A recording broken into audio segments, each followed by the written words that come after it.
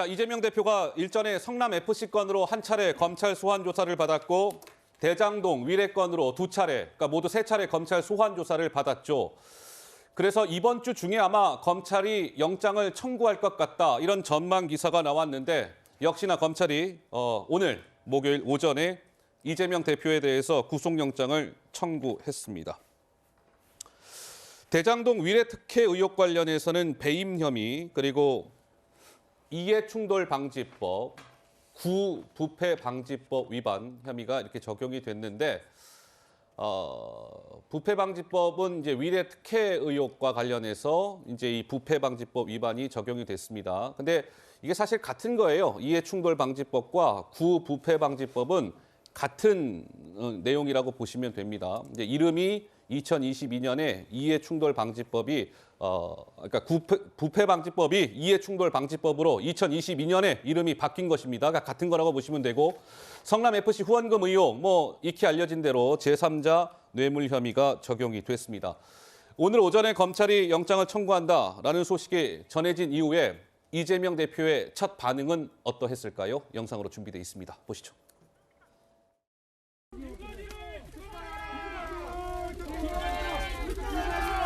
구속영장 청구 입장 있으세요? 극히 중대한 사안이라는 검찰총장 입장이 나왔는데 그에 대해서 어떻게 보시나요? 취득했다고 구속영장에 이렇게 적시가 되는데 그에 대해서는 좀 어떻게 보실까요? 자, 오후에 제가 공식적으로 입장을 밝히도록 하겠습니다. 그리고 가능하면 난방비 좀 정부에서 잘 챙겨주시면 좋겠습니다. 혹시 불체포 특권 내려놓으실 생각 있으신가요? 검찰총장 입장은 어떻게 보시나요?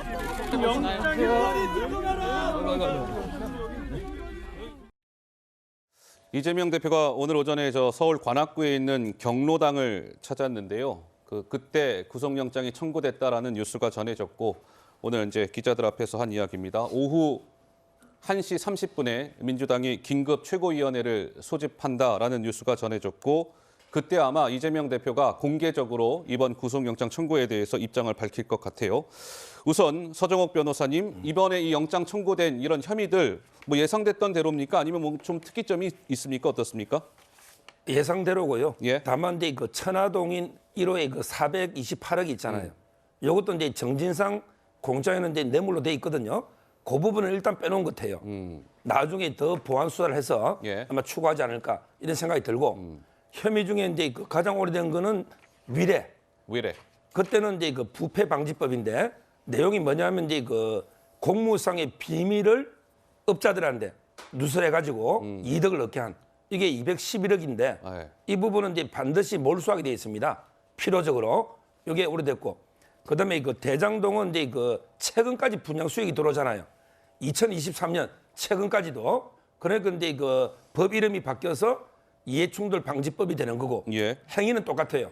바로 이제 공무상 비밀을 누설해서 이득을 얻게 한 이게 이해충돌 방지고 그다음에 그 배임이라는 건 뭐냐? 결국은 이제 그 성남 시민이나 또는 이제 자치단체에 돌아갈 이익을 본인의 이제 임무에 비해서 즉 본인의 정치적 이득을 위해서 일공당 공헌하나. 예. 그래서 이제 그 원래 정상적인 배분하면 70% 한두 개 그 4,800억 정도를 덜 가져왔다. 이게 바로 이제 배임 혐의가 되는 거고. 예. 마지막은 이제 그 성남 FC 있잖아요. 예. 이 부분은 이제 당연히 제3자 뇌물이 되고. 근데 문제는 이제 그 네이버가 준 40억 있잖아요. 원래 FC는 이제 주식에 삽니다. 이 말은 이제 기부금 못 받아요. 그러니까 편법으로 희망 살림이 있죠. 이걸 통해서 이제 우회로 들어가서 범죄 그 발견을 좀 곤란하겠다. 그래서 이제 범죄 수익 은닉 규제법도 되고 예. 그다음에 제3자 뇌물도 되는 겁니다. 정리해 보자면 이런 것 같습니다. 우리 서 변호사께서 잘 설명을 해주셨는데요. 대장동 위례 건으로 이재명 대표가 받고 있는 혐의는 크게 두 가지입니다. 배임 그리고 이해충돌방지법 이렇게 두 개로 요약이 되는 것이고 성남FC 관련해서는 제3자 뇌물 혐의 그리고 범죄 수익 은닉 규제법 위반 이렇게 두 개의 혐의를 받고 있다. 이렇게 정리하면 될 것 같고요.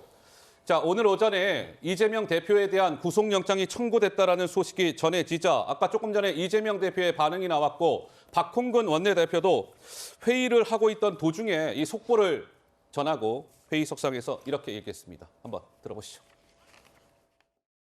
참으로 개탄스럽습니다. 오늘 그 청구의 요지를 보면 전혀 새로울 것도 없는 이미 자기들이 기정사실하고 깨맞추려고 했던 그 이상도 그 이하도 아닙니다. 오로지 야당 대표를 정적으로 제거하려고 하는 것, 그 목적에 충실한 정권의 하수인으로 밖에 확인되지 않습니다. 검찰은 스스로 자신들의 검사 독재 정권이라는 것을 증명하고 자인하고 있는 과정으로 접어들고 있다. 국민의 심판의 길을 재촉하고 있다라고 생각을 합니다. 네, 박홍근 원내대표의 목소리였습니다. 그러니까 이러한 목소리들이 지금 나오고 있습니다. 한번 보시죠. 박홍근 원내대표, 오로지 야당 대표를 정적으로 제거하려는 것이다. 뭐 분노한다 이런 표현도 썼고요. 안호영 수석 대변인은 전대미문의 폭거다라고 얘기했고, 이해식 민주당 의원은 부당하게 탄압받는 흑수저 출신의 야당 대표가 억울한 조리돌림을 당하고 있다. 영장이 청구됐다라는 소식이 전해진 이후에 나온 반응들입니다. 박수현 수석께서는 좀 어떤 생각이 드십니까? 예, 뭐 민주당 당원의 한 사람으로 참 착잡하지요. 그리고 대한민국의 민주주의를 걱정하는 국민으로서도 좀 착잡합니다. 이제 남은 것은 검찰이, 제가 늘 말씀드리지만 이 어마어마한 혐의들을 어떻게 증거로 증명하느냐가 남았습니다. 증명하지 못하면 검찰은 헌정사상 초유의 제1야당 대표된 구속영장 청구에 대한 대가를 혹독하게 검찰로 치르게 될 것이다. 이런 생각을 가지고 있고요. 예. 이제부터는 정말로 서로 증거에 의한 그런 다툼들이 이제 시작이 될 것인데요. 저는 정성호 의원의 특별 접견이라고 하는 것을 엊그제 보고 구속영장이 청구되겠다라고 생각을 했는데, 왜 그러냐면 도주 우려는 도저히 뭐 적용할 수 없는 것이고요.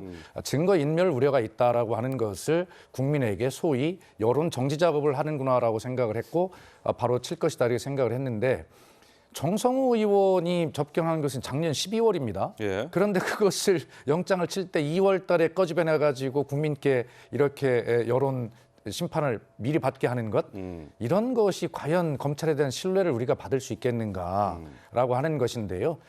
어쨌든 이재명 대표와 민주당이 결연하게 이 문제에 대해서 검찰과 이제 싸워 나가는 수밖에 없는데요. 예. 그러나 뭐 정당 지지도의 어떤 차이 이런 것 벌어지는 것을 보면 현재 검찰이 의도한 대로 이재명 대표에게는 그래도 저 많은 것 중에 한두 가지는 유죄가 있지 않겠어? 라고 하는 가랑비에 옷 젖는다는 식으로 그러한 어떤 정치적 상징성에 훼손을 입고 있는 것은 틀림없고, 민주당의 그 체포동의안에 대한 투표 결과 이런 것들이 역시 또 민주당을 한 번 더 요동치게 만들 가능성이 충분히 있어 보입니다. 자, 이렇게 이 대표에 대한 영장이 청구되자 이재명 대표 지지자들 사이에서는 일부 지지자들이겠지만 이번에 수사를 지휘한 부장검사들을 향해서 뭐 박제하겠다 이런 글까지 올라오고 있다고 합니다. 섬뜩한 얘기죠. 박제하겠다.